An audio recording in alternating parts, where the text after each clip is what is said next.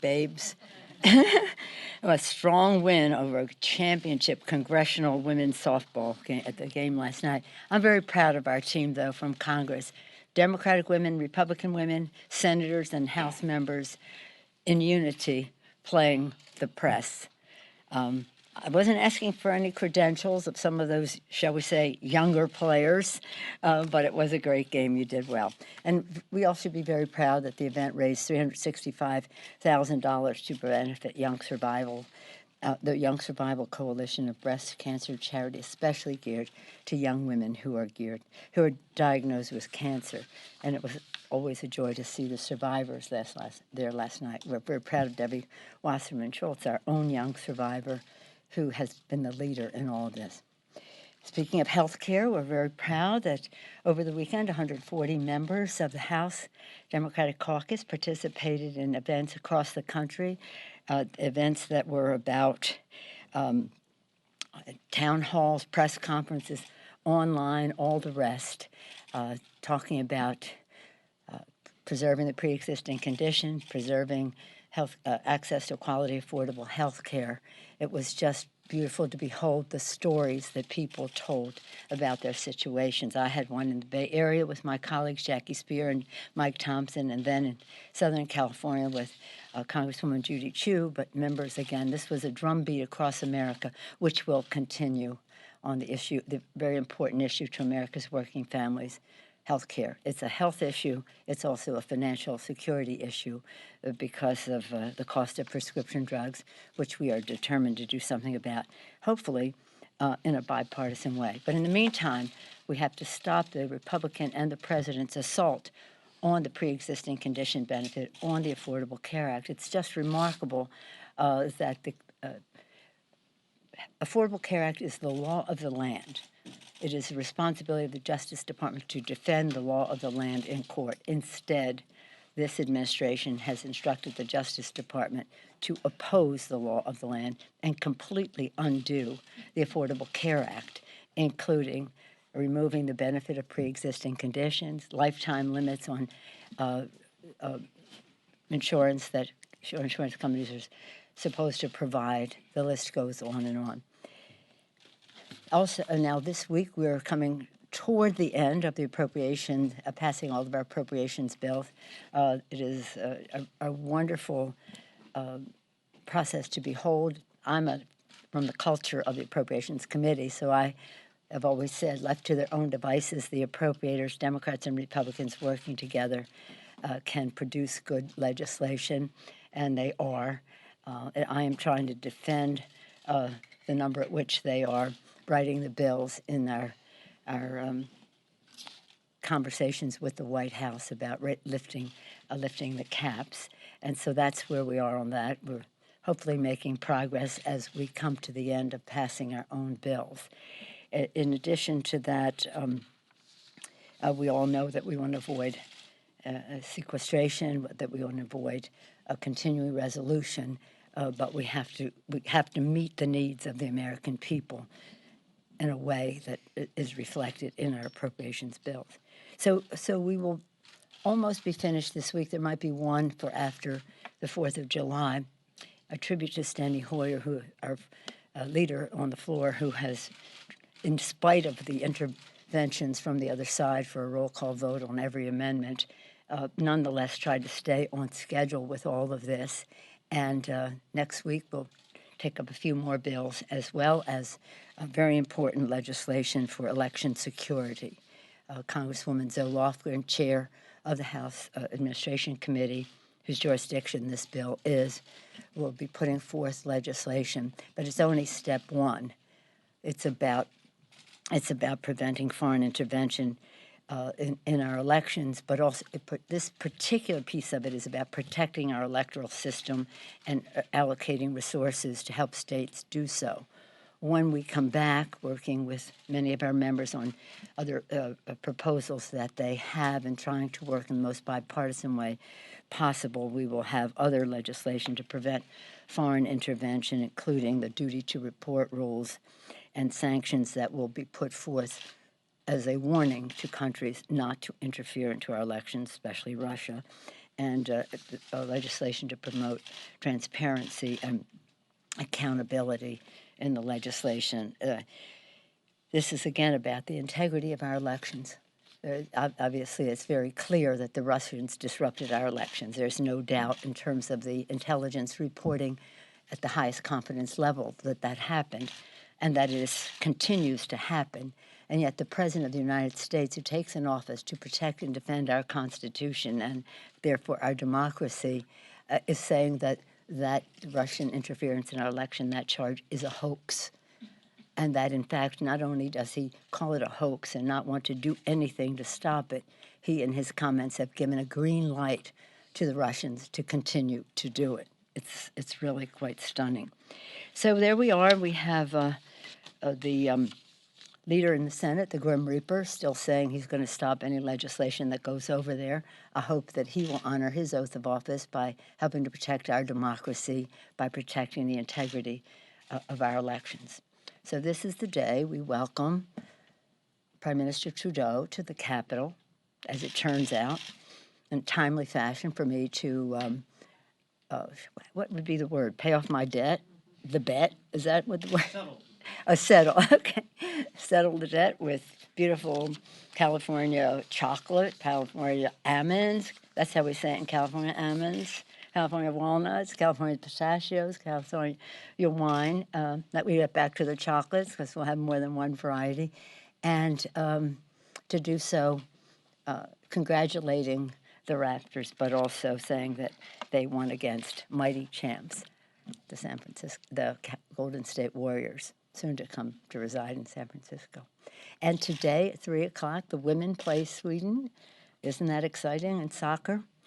At that time, I will be settling the debt at 3 o'clock at our press event with the Prime Minister.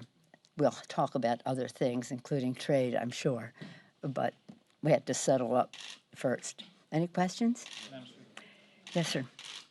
Iran shot down an unmanned drone, unarmed, in international waters. The president says that Iran has made a big mistake, and Iran says that it's ready for war. I know that you've called for a second all-member briefing. Yes. How do you think the administration should respond? Well, first of all, I'm going to leave here. The reason we called the meeting earlier today, and thank you for accommodating that, is that at 11 o'clock we will have a briefing. I think it's now expanded to a gang of 20. That includes leadership and senior members, Democrats and Republicans, House and Senate, on committees of jurisdiction. And so we'll learn more in that briefing as to what is happening there. I think it's a dangerous situation. The high-tension wires are up in the region. We have to be strong and strategic about how we protect our interests. We also cannot be reckless in what we do. So it'll be interesting to see what they have to say, whether I don't think the president wants to go to war. There's no appetite for going to war in our country. And so we want to see what they have to say. And then I have called for a broader briefing for more members, but they're starting with this briefing this morning. So this afternoon, from between 4 and 5, I'll have a meeting for my members to hear from some experts on the Iran project. Wendy Sherman, Ambassador Wendy Sherman, Ambassador William Lurs, head of the Iran project. Wendy Lurs, our former ambassador, who helped negotiate the Iran nuclear agreement, as well as John Brennan. Madam Speaker. Yes, ma'am. Madam Speaker, first of all, can we ask, well, I'll do it separately to staff. Let me go to my question. In the conversations about race in the 2020 campaign, and you are the leader of the Democratic Party, and there's been a back and forth between Vice President Biden and some of the candidates. Do you think that is helpful to the party to sort of fight that fight over who best represents the party when it comes to sensitivities about race? Do you think that there are apologies owed or should be extended? And is this helpful to the Democrats at this time? I think that authenticity is the most important characteristic that candidates have to convey to the American people. And Joe Biden is authentic. He has lived his life. He considers certain things a resource, that he has worked across the aisle. That's what he was saying. That's not what this election is about. This election is about how we connect with the American people addressing their kitchen table needs. For us to spend time on an issue like this, which is important, but it's not central to what the election is about. What the election is about is the financial stability and well-being of America's working families. Central to that is lowering health care costs by lowering the cost of prescription drugs, bigger paychecks by creating more opportunities, building the infrastructure of America in a green way, and having cleaner government by giving them the assurance that what we do here is in the public and the people's interest, not the special dark money interest. That's what the election is about. So while we all have a great vision, all of our candidates, and I'm proud of every one of them, have a great vision about our country and how we go forward, know their specialties very well and have good judgment and can talk strategically about how they will get it done. Just watch them. I can't wait to see the debates. But all of that is up here, the vision, the knowledge, the strategic thinking, heart to heart, where they connect with the American people, assuring them that they have an understanding their hopes and dreams, aspirations, fears, as well as apprehensions. That's what the election will be about. Yes, ma'am. But on this same topic, I think the argument from Senator Booker and others, of course, is that Vice President Biden is disconnecting with a large group of Americans, especially African Americans, who have a problem with his rhetoric.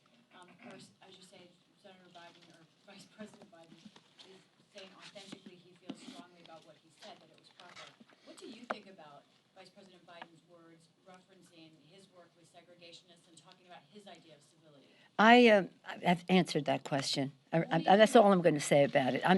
We have massive challenges to our democracy, whether it's the integrity of our elections, whether it's the values in our budgets that we put forth, whether it's the respect for the people of our country, a nation of immigrants, unless you're blessed to be born Native American, and that's a beautiful thing. But we have a White House that says we disrespect America.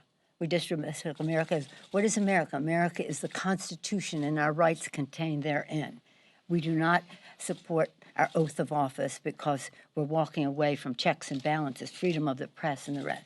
What is America? America is a nation of immigrants, and we will denigrate them as opposed to what Ronald Reagan said about immigrants and the constant vitality they bring to America. What is America? This beautiful land that God has given us from sea to shining sea and beyond. And this administration is degrading that beautiful environment as recently as yesterday with their dirty power scam that they put forth to diminish the air that our children breathe. What is America but our values?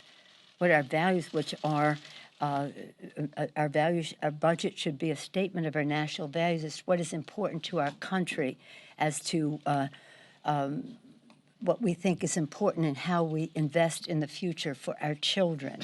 That's what we should be talking about. It remains for the candidates to debate among themselves who among them will appeal. Joe Biden seems to have tremendous support in the African American community, but it's for them to decide. It's not for me to make a judgment as to how they're going to react to him. That's what elections are about. Let's see who connects with the American people. Let the election, it's not for us to say this is who we think should be the candidate for president. It's for the people to decide. So we can have this discussion here all we want while the president is calling an attack on our democracy a hoax, while the administration is shutting down the protections of clean air for our families. Well, that list goes on and on. So I'm not going to go to that place. I've said what I'm going to say about it, and let them all debate it. We'll see that 2 nights next week, and I'm very excited about it because I think any one of them would be a better president than the current occupant of the White House. Back to Iran. Yeah. What's your Thank you for talking about an issue, God forbid. What's your view on why tensions are rising between these two nations right now? Well, let me just say that this, I was very much a strong supporter and I think played an important role in protecting the Iran nuclear agreement. that is something that was very, very positive in stopping Iran, slowing any process for a number of years as to Iran's intentions in terms of developing a nuclear weapon. When we walked away from that, we lost some credibility with our allies. I think however we go forward, without saying how we got here, however we go forward, we have to recognize that working together with our allies is very, very important, and that we cannot throw our weight around. We have to do this together. There's nobody who has any illusions about Iran, their bad behavior in terms of who they support in the region, their spreading of ballistic missiles, and we have sanctions on all of that. But this is a dangerous neighborhood, and miscalculation on either side could provoke something that would be very bad in terms of the security and our interests. So I look forward to the briefing. I'll go there with concerns about how we should be doing better working with our allies, but also listening to what the intelligence has to say about it. I think it's really important. I said this to some of you at breakfast yesterday. It's important for the American people to understand what is happening there. How many articles, how many news reports did I read about attacks on ships that never said the ships were Saudi Arabian, were Norwegian, were Japanese, right at the same time when the Japanese Prime Minister or Premier was in Tehran. So, let's make sure that we don't have a beating the drum for something without the clarity of the facts involved. And again, our responsibility is to protect and defend our Constitution, the American people, our country. That's our first responsibility. That's what we will honor. But let us get the facts as to how we got to this place. I don't want to make any characterizations about it, but I will say that we started to lose credibility on the subject when we walked away from the Iran nuclear agreement. And this will have to be the last because we have the hearing. Thank you. I mean, the On briefing. caps, and the debt ceiling deal. Yeah. The Chief of Staff, Mick Mulvaney, suggested that you and Steve Mnuchin suggested that you had changed your position. Last week you said you would lift the caps. Do we have to waste time on Mike Mulvaney's characterization of my remarks? I mean, I don't mean to interrupt you, but why do we preface a question to me about Mike Mulvaney's mischaracterization of my remarks? We will never question the full faith and credit of the United States of America. It's in the Constitution of the United States. Mulvaney is one of the people who shut down government because they didn't want to lift the debt ceiling, and so he has no credibility on this subject whatsoever. So, I shouldn't even be engaged in a conversation that has him mischaracterizing. We have never said we would not lift the full faith. What we have said, though, is that we will fight for meeting the needs of the American people. I bragged at the beginning about the good work that the Appropriations Committee is doing. We want to come as close to their number as possible in the discussions, and that when the Republicans threatened to not lift the debt ceiling, as you may recall, a few years ago, just the threat of it, because it was a very legitimate threat and people were scared, lowered the credit rating of the United States of America. And he was part of that. So, please don't predicate a characterization of a question from that. I have never changed my view on the subject. What we have said is we have to deal with these things sequentially, and we will. Thank you all very much. Thank you. Well, we'll try. We're hopeful on U.S. Mexico and trade agreement. Work in a positive way, we're optimistic, I'm hopeful. We want to be on a path to that. Thank you. Thank you.